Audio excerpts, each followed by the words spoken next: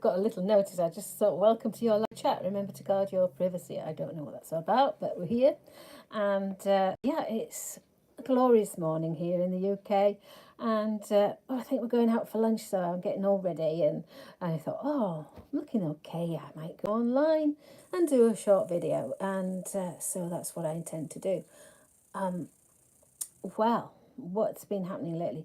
I've been doing my work in progress. I thought I'll show you that first. I'm thinking I might do a lion. So so far we've got an eye and I've got his nose, and I love this way of doing the his two cheeks and his mouth and his chin. So I thought, right, we already had this bit started. I didn't know what it was going to be. That's what I love about this sort of crochet, is because you can start off with an eye and then you can do another eye and a nose and carry on from there. So he's going to be a lion, I think. Or could it be a wolf? I don't know. We'll see how that turns out. So that's my work in progress at the moment. My whip. I like that word, whip. My whip. So that's one thing that I'm doing. And I thought I'd come on and talk about a few things that I've just discovered just lately. I had this tin in my cupboard, which is quite thin, and I was very silly, really. It had been there for weeks, and I thought, I'm not using it, and so I gave it to Phil to throw out. So he threw it out, and then a couple of days later I thought, tin, shallow tin. What a great tin to be able to store those yarns in. I store them like this, look. Oops. I store them like this in boxes. So that's a great idea, to store them in boxes. They don't get all taffered up like they would in a bag. And, oh, the other thing is, here's a tip. This one ball has just rolled out of here. So that's tins. If you've got biscuit tins that are shallow, what a great thing to store your yarns in. Especially small balls like this. But here's a little tip that I always do. And you know how the ends all get tangled up and you don't know what to do with them. And I've thought of putting like a hair clip. I've done that before. I've put a paper clip in there. But look, this is what I tend to do now. I put my thumb on there and I wind over it and wind over it. And then when the end comes up, I just put it under my thumb like that and pull it through. And look, there's no end. What a good idea. It's so simple. Why don't we do it all the time? Look, the ball's not coming undone, and yet I just put my nail on, my thumb on like that, wind over it, slip the yarn underneath there and pull it underneath, and there's the end. So you can try that, can't you? And now the next thing, I found these on the internet. When you have children and they're trying to cut yarn, I don't know whether you've noticed this, but with the scissors, they're going like this. Oh dear, probably doesn't work. They're going like this, and it actually, must be a good pair of scissors, and they're going like that, and it just won't cut. And I had a lot of this experience. These scissors are mine. They're in the box, but the school scissors, I'm not kidding, they do not work. And the children come along and they're kind of cut like that, and it gets caught between the blades. So I came up with this other idea, which I found on the internet, which is this. I've had this for a long time, but you can buy them on the internet, and it's a cutter.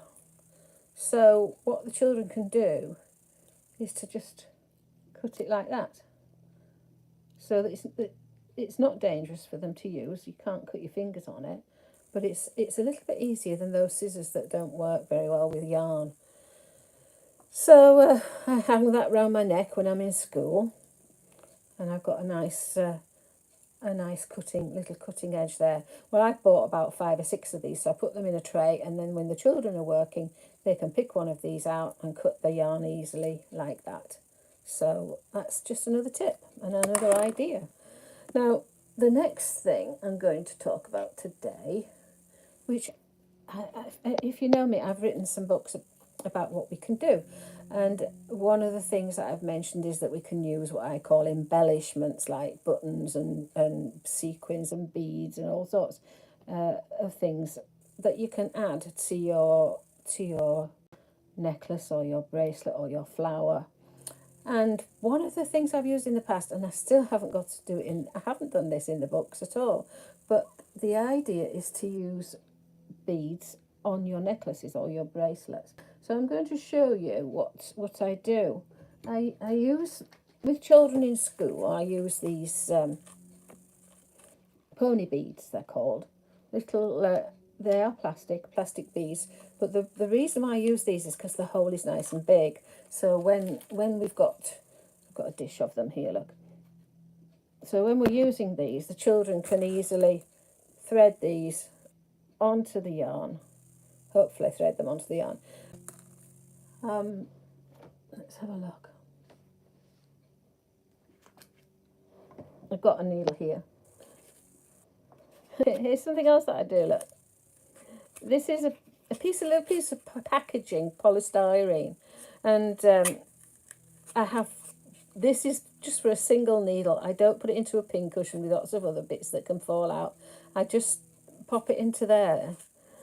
And so if you get a piece of this spongy packaging, just cut yourself a piece off, or use a piece here.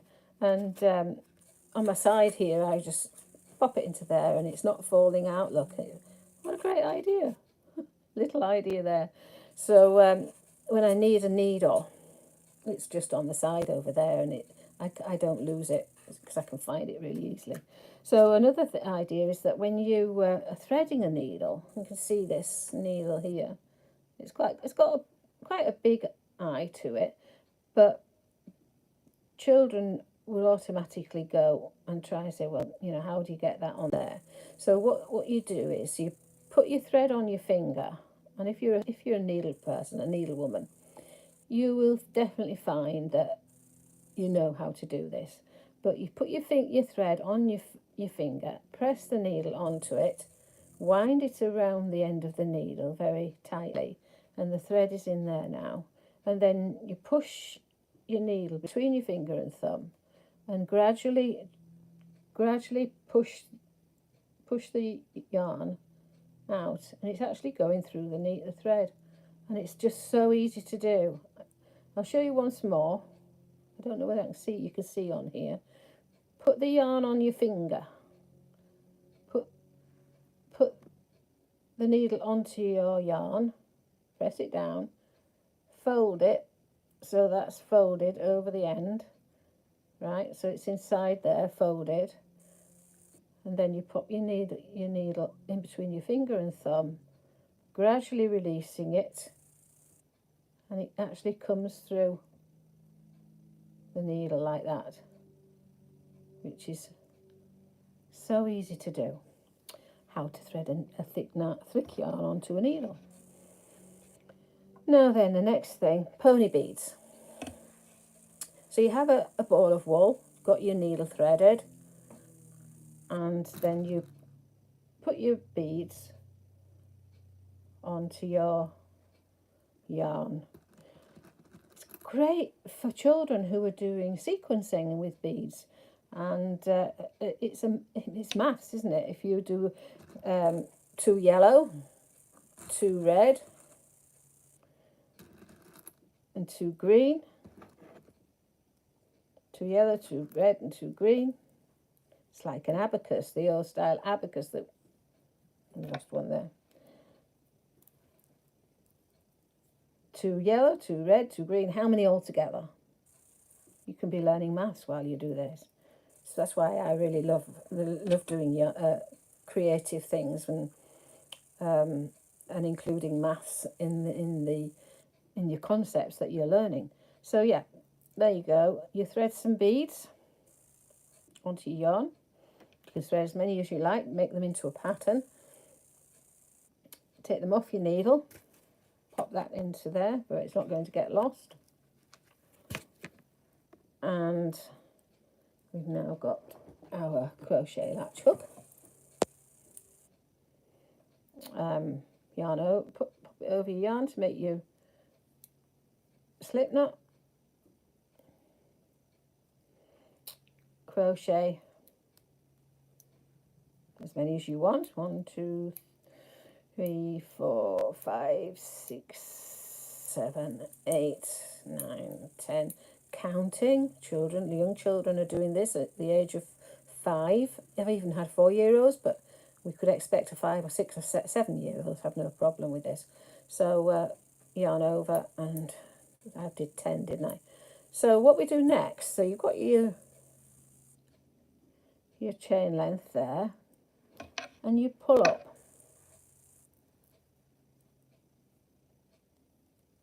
Pull up a bead, right?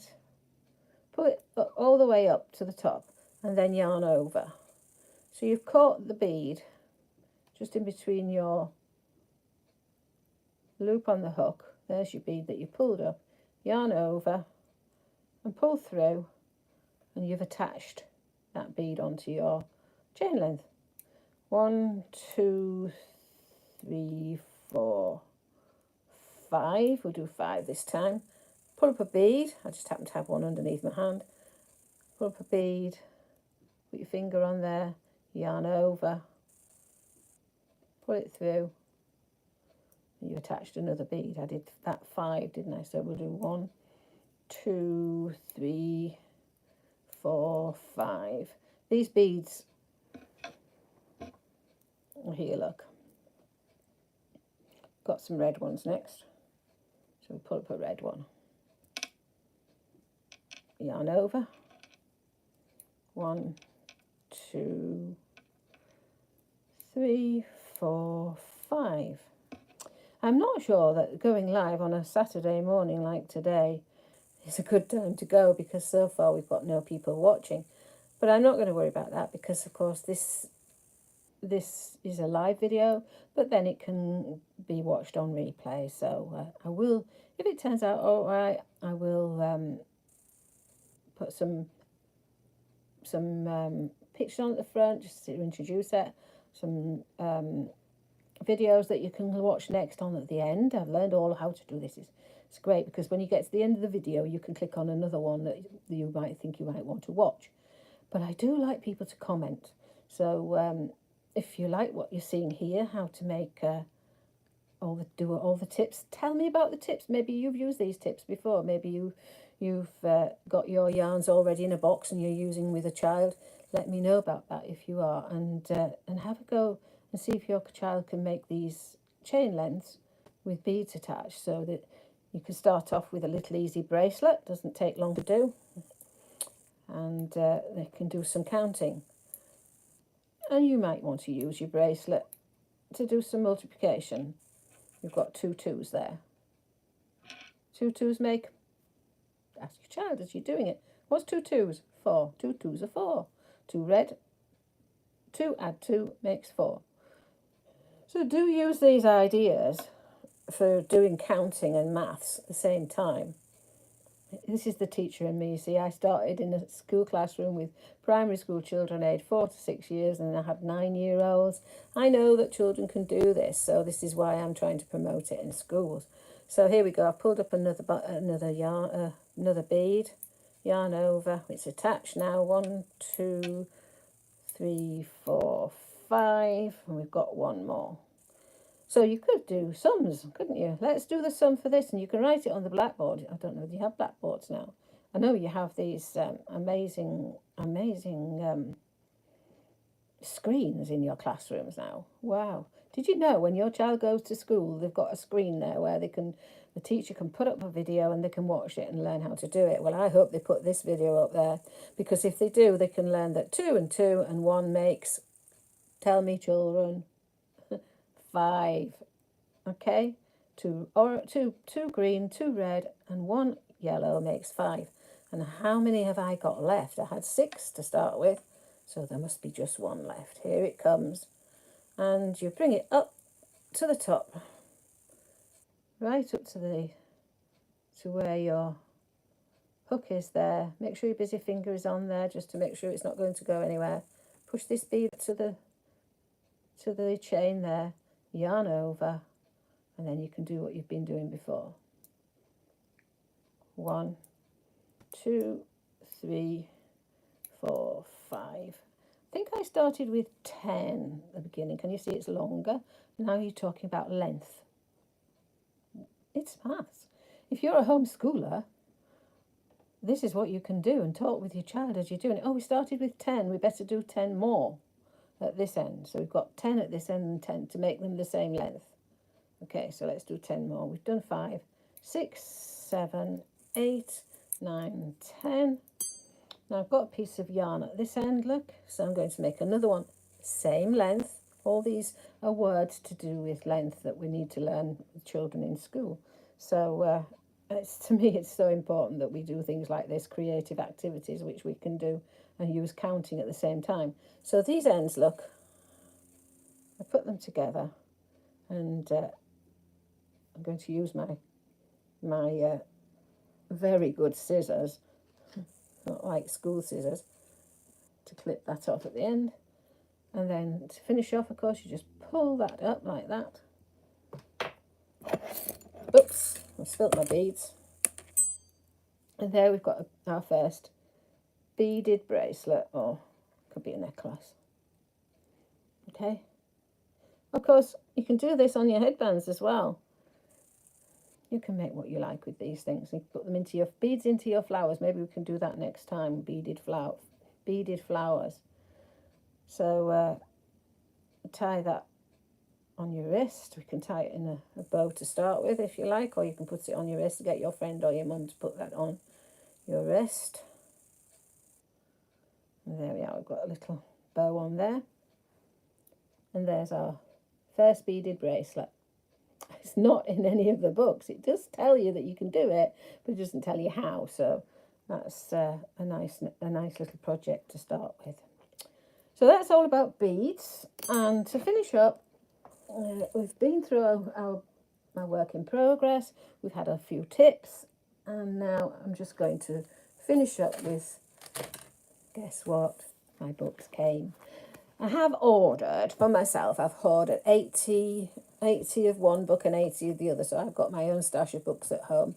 And then if anybody wants to buy them off me, you need to get in touch, especially if you're in the UK, because of course the postage isn't going to be so much if you're buying them from the UK. And if you're in the States, you're probably better off buying them straight from Amazon, where they are on the internet. So there's what we've got here is my original book, Latch Hook Crochet for Beginners, which was published in 2018 beginning, and so you could get it in January. It was right at the end of 2018, so it's been on the internet since the beginning of 2019, 20, 21, 22, 3 years. So it's been a long time coming to make my next books, which I was determined to do, even though it's been a huge learning curve. So the next book I did was this one, How to Make a Face Using 2 Stitches.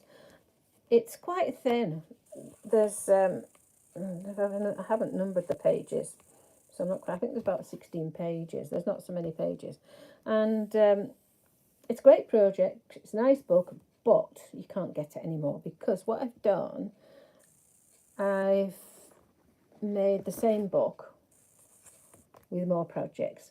So you can see here, you can still make faces using this book because I've added it to the back of this one. So, and yet in here there's a few more projects that you can do. So it's, instead of having those 16 pages, I think there's about 20 odd pages in there now. And what you can do, as well as the faces, there are some more projects.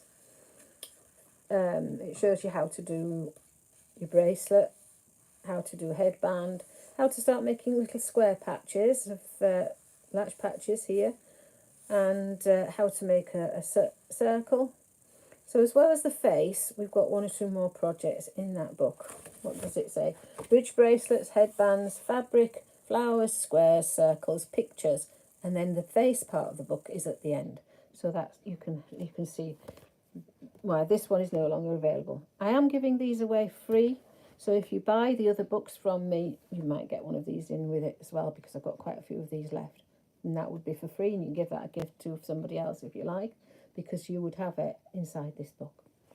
And then the next book is, let's have a look, 50 odd pages long. It's quite a thick book. There's a lot of information in here, a lot of work in here, and it's called Crochet Art. We've come from calling it various things, and then I'm now calling it Crochet Art.